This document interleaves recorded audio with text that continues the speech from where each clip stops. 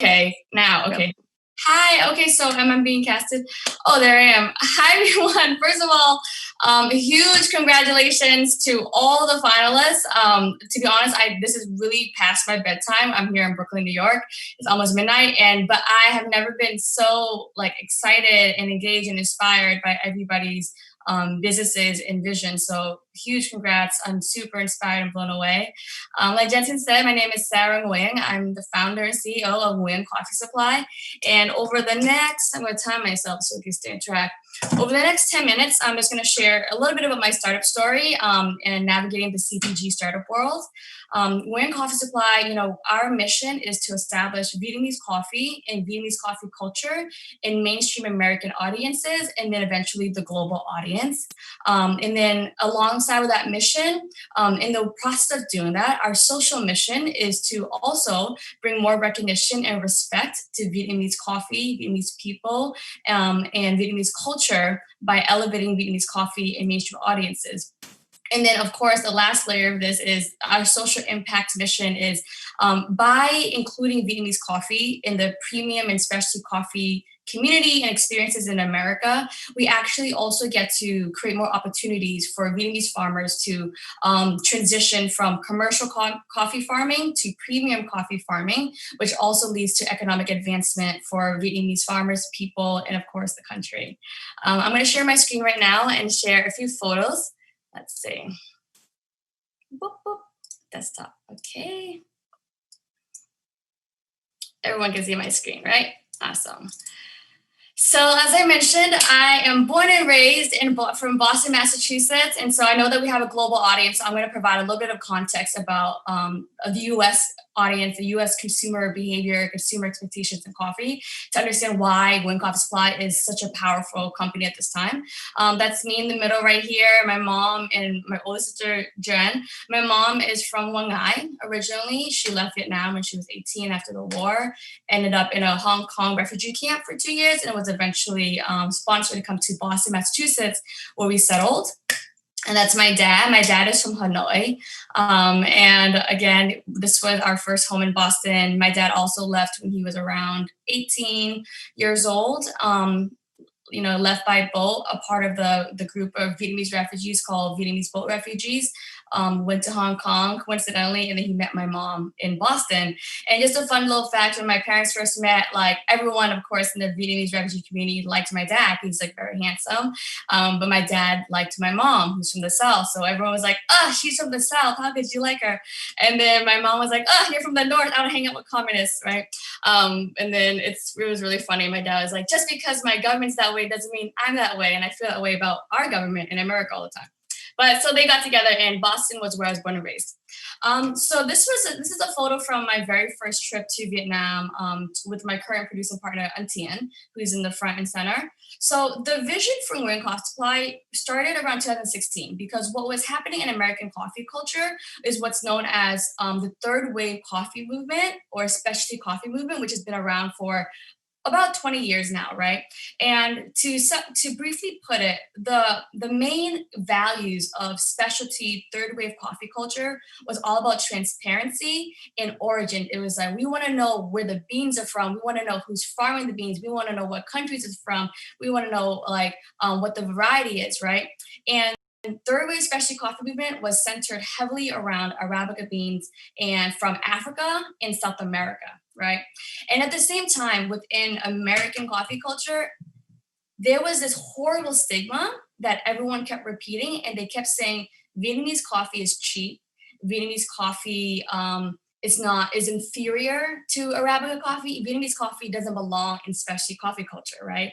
And it just blew my mind that there was this culture of we care about transparency and we care about people, but those values weren't being applied to Vietnamese coffee farmers, people, or community, right?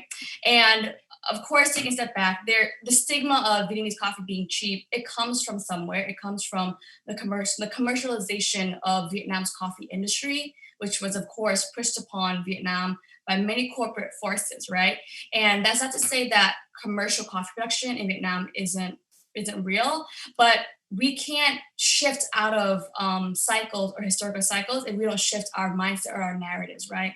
So the main issue that I saw here was the global community was not giving Vietnam an opportunity to convert or transform from commercial to premium and specialty, and also participate in the specialty market, which would then lead to higher rates and a better quality of life, right?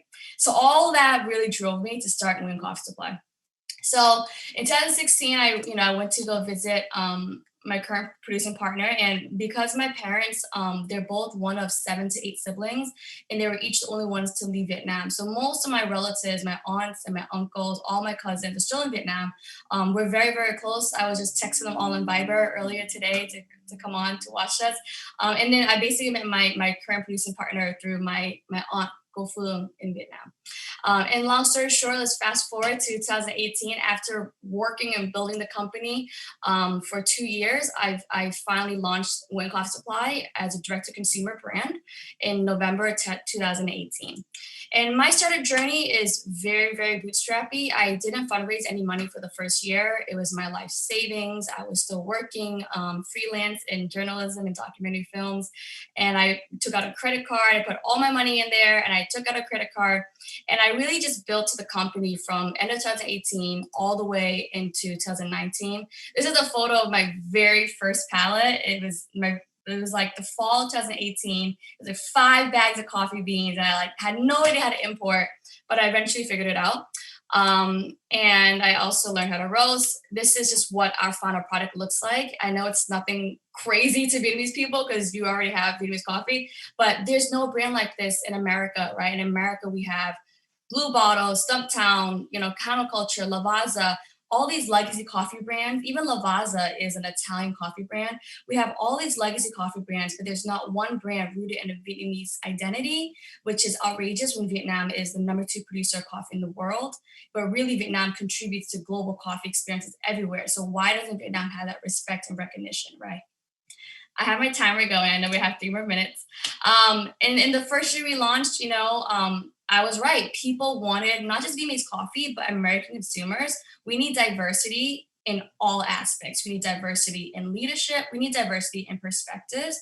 And we need diversity in product offerings, right? No one was offering Vietnamese coffee, and we did. And all of this is organic press. It's not paid, it's not affiliate.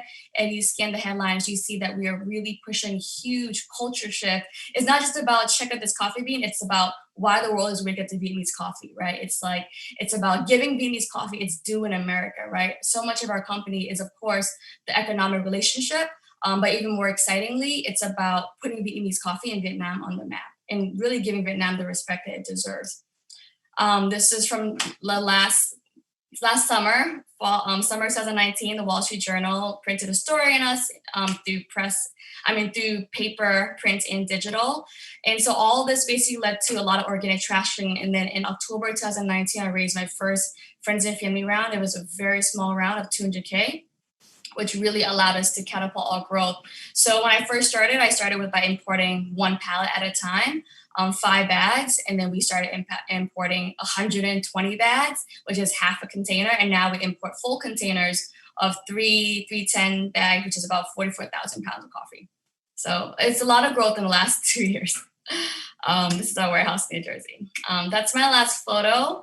I'm down to my last 2 minutes. And really, we're just getting started. So our 2-year anniversary is arriving.